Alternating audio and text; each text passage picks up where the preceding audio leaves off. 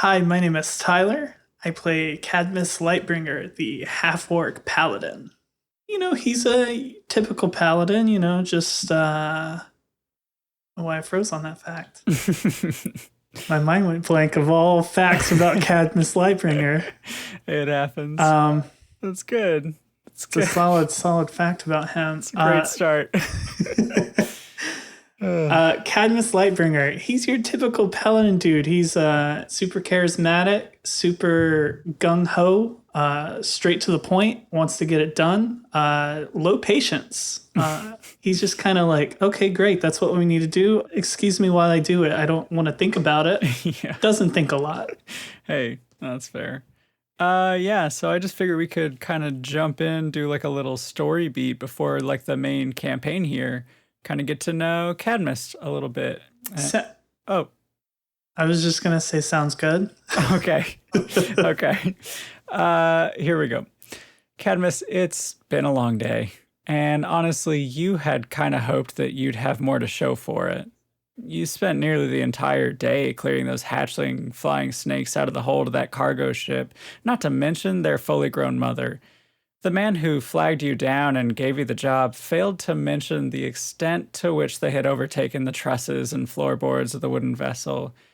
And I don't know, maybe they found their way aboard amongst the crates and barrels of those strange fruits you had never seen before. Yeah, I mean, devil's advocate, maybe the guy told me that there were the weird snake things in the fruit. I don't know.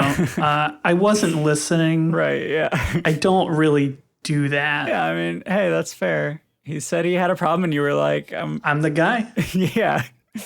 But honestly, this wasn't the most demanding or even interesting afternoon you've had in recent memory. What was the strangest job you've ever taken on? Yeah, so I've done ever since I left home, I've been doing a lot of freelance stuff. Nothing too interesting, typical clear the giant rats from the basement, escort boring dignitary along the Sword Coast.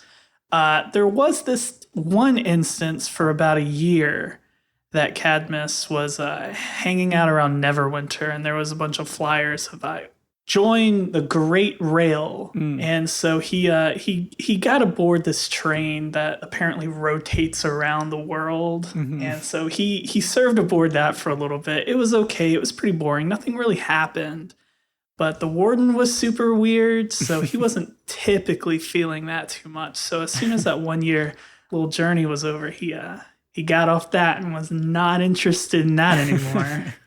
Yeah, your coworkers really make or break a job, man. I don't know what to tell you. You just can't do, like, they were just like cooking or working out or reading books or something, those weird. Yeah, ugh, awful. And I mean, like, what are you going to do on a train for an extended period of time anyway? You're going to look at the stuff pass you by and say, wow, I could be out there instead of on this train listening to some dwarf guy sing all day. Ugh, the worst. Earlier today in the hold of the ship, sweating in the stagnant and humid air below deck, you couldn't help but wonder what your brother might think of this type of work. You assumed he'd disapprove, of course. The two of you had always had your differences, even before, but you were pretty certain that your father would be pleased with you. You took after him quite a bit, and not just physically, though you clearly got more of his orcish features than your elven mother's. What are some of the lessons that he taught you? So my dad, he was a good guy. He was one of the pillars of our community. He always raised me and my siblings to do what's right. Honor is a big thing. Help out when you can and get the job done no matter what it takes. So I feel like I really carried that. Yeah. Especially that last one. Yeah. He's often on your mind, even these days, all these years later. He was a strong man in more ways than one, a brave man, a teacher, a protector, even when it often meant putting his own life on the line for the good of others. He always said it would be a noble death to be defeated in battle. You just never really thought you'd actually see it happen. What did happen that day in the village, the day the strange beasts arrived? Dad always talked about dying in glorious battle, and I'm just tired of hearing about this old orcish tradition because we live out in the middle of nowhere. Nothing happens out here. Nothing's ever happened out here. It was just your basic run-of-the-mill day until these weird things came out of the woods. I don't know what they are or where they came from, but they looked humanoid. They had the physical characteristics of a person that walks on two legs, but they just had like these bestial forms. Like they looked like animals. Like what kind of animals? Like there were a few that looked like bears. There were a few that looked like tigers and owls, you name it. Like some of it were like boars and stuff. They look like animals, but Just they like weren't. a handful of humanoid beasts? Yeah, I've never seen anything like them before. I had just walked out and there was like panic happening. These creatures running around the village, taking people.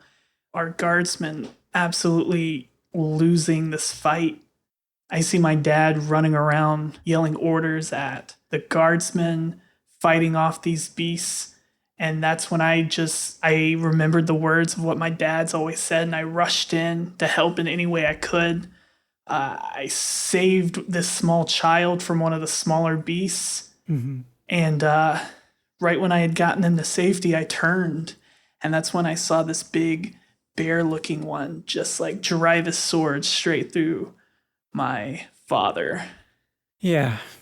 Your father is run through by this giant bear-like creature, and before you can react to the just impossibility of what you've just seen, you hear through your ringing ears some kind of shout that you don't understand, and just as quickly as it all began, the creatures were gone. At that point, I just ran over to my father, and as I held him dying in my arms, the last thing he ever said to me in that moment was, "Protect our people." And then he was gone. And what about your mother? I took my dad's sword and I chased the rest of them, but they were running, they were leaving. So I searched for the people we were missing, rounded the dead, and my mother she was gone. I don't know where she went or what happened to her, but I know they took her. Your siblings didn't understand when you left. You didn't give them much chance to, and you don't really regret that. You had to go. You had to find your mom. You had to find your vengeance. There was even a day years later when you thought you had found that, too. But what was it that you found instead? I saw this person that was dressed in the same outfit as the one yelling commands that one night. I had stalked him for a while, and I was about ready to, get justice for what had happened. Right. And as soon as I drew my sword, he had perfectly parried it. Yeah, and he turned out to not be who you were actually looking for. But later on, you'd reflect that he was the man you needed to find at the time. I mean, he taught you a lot. He taught me how to be a better swordsman. He taught me how to better defend myself. He taught me the oath that I carry within myself. We trained for the next year until he thought I was ready. I set out the next day with the symbol of my God and the vengeance that I now carry within myself. We see you now in the present, sitting at the long table of the tavern below the inn, eating a surprisingly tasty meal. You're still a bit tired from today. When it was all said and done in the hold of the ship, the man who hired you could only offer you a handful of coin and a stay at his sister-in-law's inn. She was grateful for the help you'd provided the family business and had generously offered free meals during your stay, though you're not sure how long that will be. Port Crescent is a pretty big place, after all. But now that you're here, what's your plan? I've never been to this town. It seems to be a pretty big place. A lot of travelers, a lot of ins and outs. Someone here has to know something about these creatures, and I'm going to find that information. And then I'm going to continue my path of vengeance. Get more of Tyler and his character Kadmist on Vibe Proficiency, a D&D podcast about death, divinely sensing things, and serious daddy issues, I guess. Coming soon to your favorite podcast app, like the one you're listening to the show on right now. Congrats on finding it and stuff. Until then, let me take a whack at it. My perception is not good. Great. See you later. I'm not interested in like learning his life story. Want me to go intimidate him? Yeah, right. I pull my sword out. Oh, Jesus. Yikes! Chandler's just trying to get my character to like beat the crap out of his. All right, let's go talk to them as a group so I don't forget what to say. Ooh, I got the max roll. You're lucky, son. Becca just arrived.